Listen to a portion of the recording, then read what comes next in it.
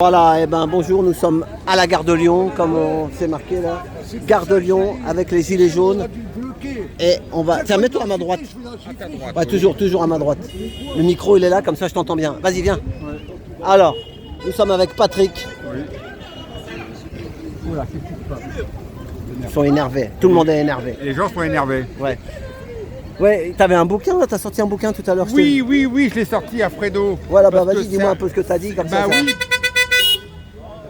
Parce que, attends, c'est un bouquin que je lis en ce moment, qui est écrit par un célèbre journaliste américain, qui est mort maintenant en 2004, il est décédé en 2004, Pierre Salinger.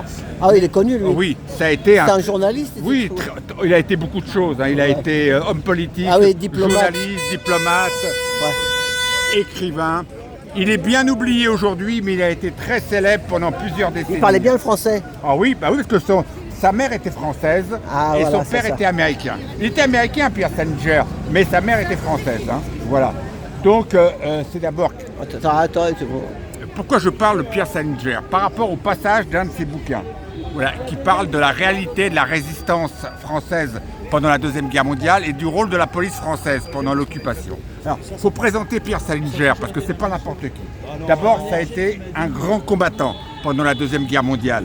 Il a combattu avec la marine américaine. Il a même été décoré pour plusieurs actes de bravoure. Donc il n'était pas planqué pendant la Deuxième Guerre mondiale. Ensuite, il a fait une carrière politique. Il était très très proche du clan Kennedy et des démocrates. Hein.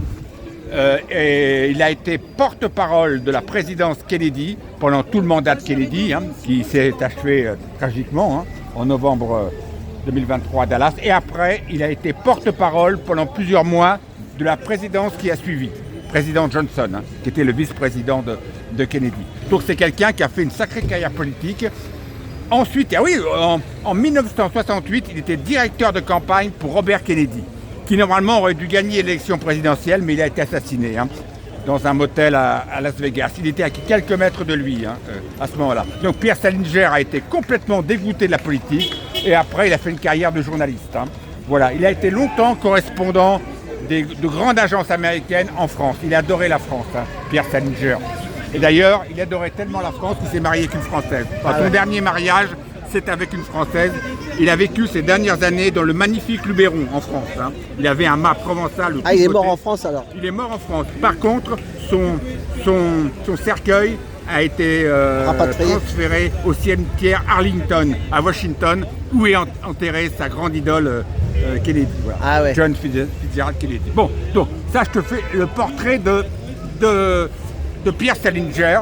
C'était un brillant journaliste américain, écrivain, homme politique et grand amoureux de la France. Alors, je précise grand amoureux de la France parce qu'il dit des choses terribles sur la résistance française, la réalité de la résistance française pendant la guerre et le rôle de la police française. Disons aussi que le père de Pierre Salinger était juif et sa mère était catholique. Voilà ce que dit dans ce bouquin Pierre Salinger, un bouquin qui s'appelle Le Scoop, qui est un roman en réalité. C'est un roman, mais là c'est le Conseil économique, c'est Place du Palais Royal, ça non ? Si. Oh, on dirait Palais Royal, ouais. On dirait. Comment ça s'appelle où il y a les gens là. C'est pas le Conseil d'État, c'est Place du Palais Royal. On dirait, ouais. Je crois que c'est le Conseil d'État, voilà. Ouais. Alors que dit Pierre Salinger ? C'est très dur ce qu'il dit, et c'est un grand amoureux de la France pourtant. La résistance était l'un des grands mythes de la politique française contemporaine. Des centaines d'élus et de candidats aux affaires publiques qui n'avaient jamais résisté à quoi que ce fût arborèrent fièrement des médailles. En vérité, des millions de Français étaient restés passifs durant l'invasion allemande et avaient suivi avec amertume l'effondrement de l'armée française. Les communistes se targuaient d'être entrés dans la clandestinité dès le début de l'invasion allemande. En réalité, ils avaient collaboré avec les Allemands aussi longtemps qu'avait duré le pacte germano-soviétique. Leur résistance datait du jour où les Allemands avaient envahi la Russie. Pire encore avait été la complaisance de nombreux Français face à l'acharnement des nazis contre les Juifs. Ainsi, écoute bien Alain, 90% des Juifs déportés dans les camps de concentration avaient été arrêtés par la police française. Combien de pourcents t'as dit ? 90% des Juifs déportés dans les camps de concentration avaient été arrêtés par la police française. C'est à la demande du Premier ministre du gouvernement de Vichy que les Allemands avaient déporté des enfants juifs. 3000 Juifs étaient morts à Vichy, où il n'y avait pourtant pas d'Allemands. Ces faits, les manuels d'histoire ne les mentionnaient que depuis peu. Telle fut pourtant la réalité. Voilà, des propos terribles de Pierre Salinger, pourtant grand amoureux de la France. Il est même mort en France sur la réalité de la résistance française, c'est-à-dire que la plupart des Français se sont tus, quoi. Il y a eu quelques résistants, des gens, enfin, de la première heure, il y a eu des résistants de la première heure, héroïques, qui souvent sont morts sous la torture, ou au peloton d'exécution en chantant la Marseillaise. Il y a eu de réels résistants dès la première heure, 40, 41, 42. Mais ils étaient très peu nombreux. La majorité de la population française s'est tue pendant la guerre, y compris dans ma propre famille. Hein. Moi, je les ai connus, la génération qui avait 25-30 ans au début de la guerre. Je les ai connus dans mon enfance. C'était des braves gens, mais beaucoup de paysans, mais aucun n'avait été résistant.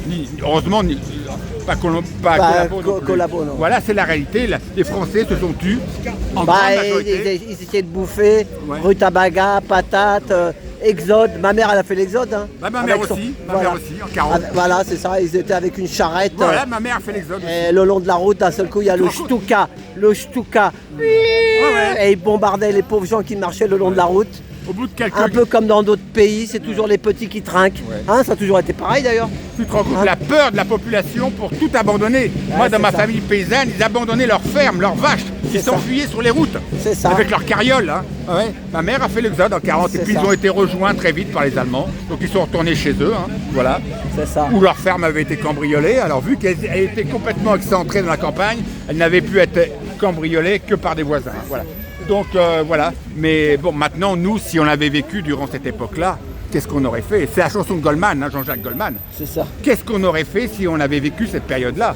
Est-ce qu'on, comme la grande majorité de la population, est-ce qu'on se serait pas tu, hein? Voilà. Ouais, c'est ça. On ne sait pas. C'est une époque terrible de l'histoire de France. Hein. C'est une page qui ne sera jamais refermée dans l'histoire de France. Pétain, la collaboration.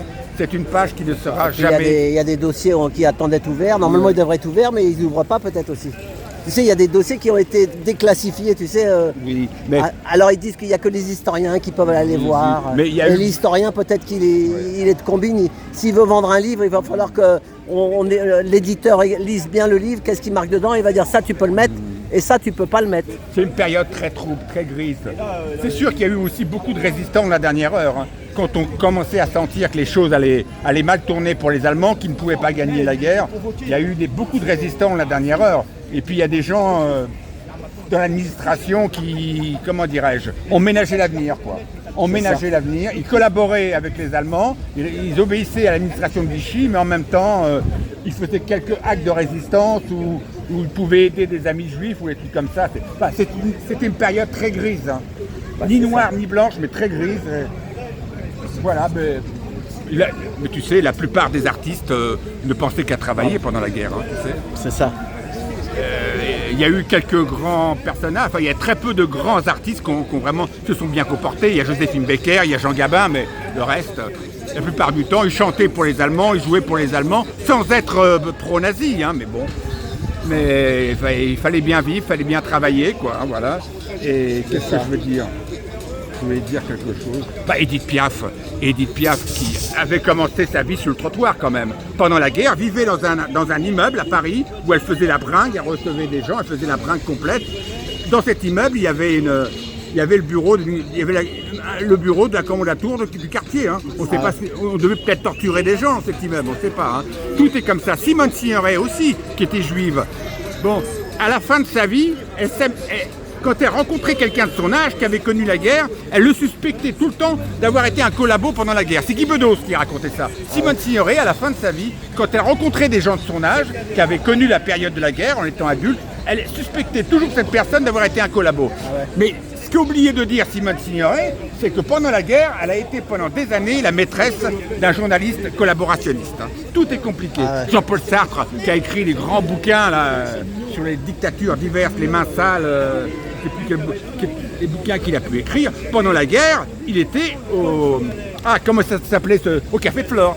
Il a fait la résistance au Café de Flore, hein. Il n'a pas été résistant du tout. Il y avait un écrivain qui était l'ami de Jean Marais, qui habitait à Milly-la-Forêt. Il y a un musée de ça. Ouais. Je ne sais plus son nom. Jean Marais, il s'est quand même bien comporté, lui aussi. Non, mais il y en a qui disent que le gars qu'il connaissait là, c'était un... Ouais. Mais, enfin bon, on peut accuser tout le monde. Picasso, c'est pareil. Bon, tu vois, il risquait sa peau, Picasso, parce que son art était considéré comme dégénéré par les nazis.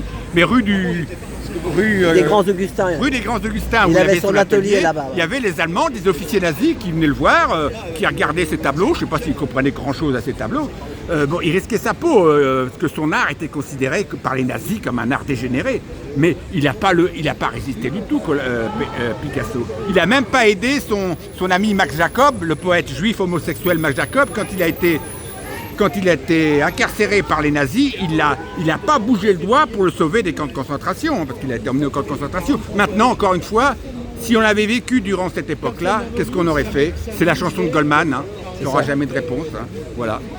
Mais c'est vrai que, bon, tout ça pour revenir à cet excellent et qu'est-ce qu'il lit, lui, la page derrière, là, tu sais? Oh ben non, non, là, derrière, cette page. Ah non, mais c'est un roman. C'est un roman. Là, c'est un aparté dans le roman qu'il fait. Voilà, c'est un roman qui raconte une histoire, bon, qui a aussi trait à la collaboration, mais bon, c'est un roman. Là, il part sur une histoire, voilà. Et donc, sinon, voilà. Qu'est-ce que tu avais d'autres choses à dire à part ça? À part ça, non, c'est une page qui ne sera jamais refermée. Hein. Quand De Gaulle a appris la mort de Pétain dans les années 50, c'est son directeur de cabinet Pompidou qui lui a annoncé. Pompidou lui dit, ça y est, la page Pétain est définitivement fermée. Il m'a dit non. De Gaulle a dit jamais la page Pétain ne sera refermée. Jamais. Voilà. Il avait raison. C'est comme les Bordelais, les machins, il y a beaucoup il y avait ceux qui faisaient la traite d'esclaves. Ouais. Ah ouais. Des familles très riches. Ouais, bien sûr. Mais après, ils remettaient leurs enfants dans la politique, dans les trucs pour garder tout le temps les places. Ouais. Non, un peu. Ah bah oui, bien sûr, mais de toute façon, l'humanité, hein, l'être humain, il n'est pas bon. Hein. Non. Mais c'est une histoire d'argent. Quand tu vois que pour faire de la politique, il faut des millions et des milliards, je sais pas quoi, c'est pas le petit Coluche ou le petit Balavoine là ou je sais pas lequel qui va se mettre président, hein, même s'ils veulent le faire, d'accord, mais c'est juste pour le. T'as vu le pognon qu'il faut? Non, ils n'ont pas le pognon, puis on va leur. On va les casser. On va mettre les RG sur leur dos, on va sortir des dossiers et tout. C'est ça. De toute façon, oui. Alors oui, aussi une chose, les factures EDF et GDF vont augmenter au 1er août 2025. Ah ouais. C'est une directive européenne. Parce que la TVA sur les abonnements gaz et électricité va passer de 5,5% à 20%. La consommation, c'est déjà 20%. Mais les abonnements sur les factures de gaz et d'électricité... Bouge pas. Regarde derrière, regarde.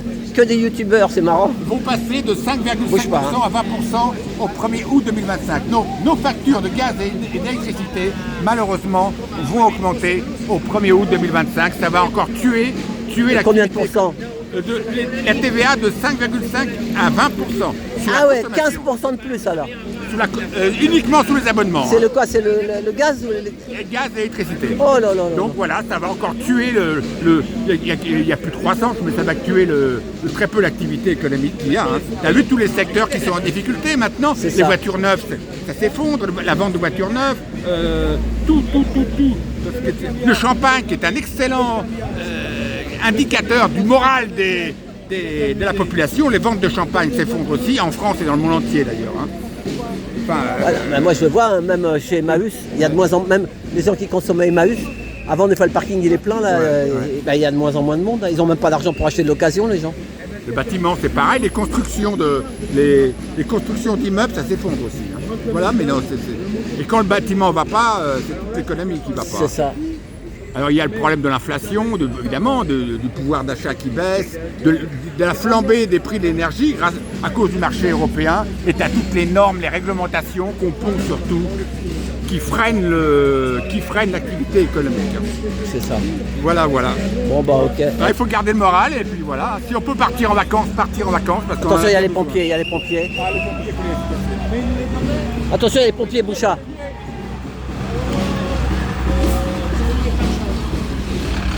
Bonjour les gars. Salut. Voilà, Alain. Ouais, ben merci. Voilà tout ce que j'ai à faire cette semaine, tu sais, bon. Voilà, t'as vu, il y a 3 manifs gilets jaunes aujourd'hui et la Palestine, ça fait 4. Alors que c'est le week-end là, il y a 3 jours, là, tu sais, il y a lundi de Pentecôte. On est dans la Pentecôte, mais on est en bas de la côte, nous. Il faut rester unis, éviter les divisions, mais... C'est un peu pieux, hein, Voilà. C'est ça. Bon bah merci. Bon, allez, vas-y. Merci. Hein. Merci Patrick. Voilà, c'était Patrick. Au viaduc des Arts. Patrick au viaduc des Arts. J'aime bien ce viaduc, le viaduc des Arts. Bonjour.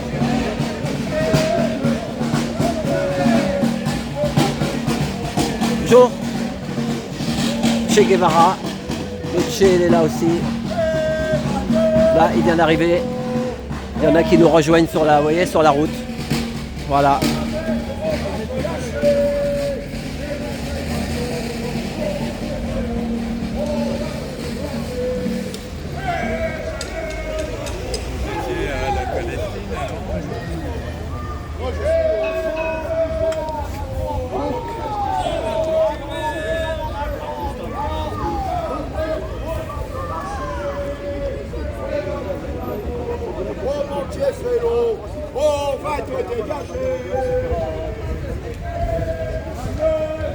Là, vous voyez, ça met de l'animation. Là, les gens s'aperçoivent que les Gilets jaunes avaient raison depuis 6 ans, 7 ans bientôt. Au mois de novembre, ça fera 7 ans. Un septennat. Ça sera le septennat. Eh oui. Ils nous font signe, même les pompiers font signe, vous l'avez vu vous-même, vous êtes témoins. Je vous prends les téléspectateurs à témoins. À tout bientôt, merci pour tout.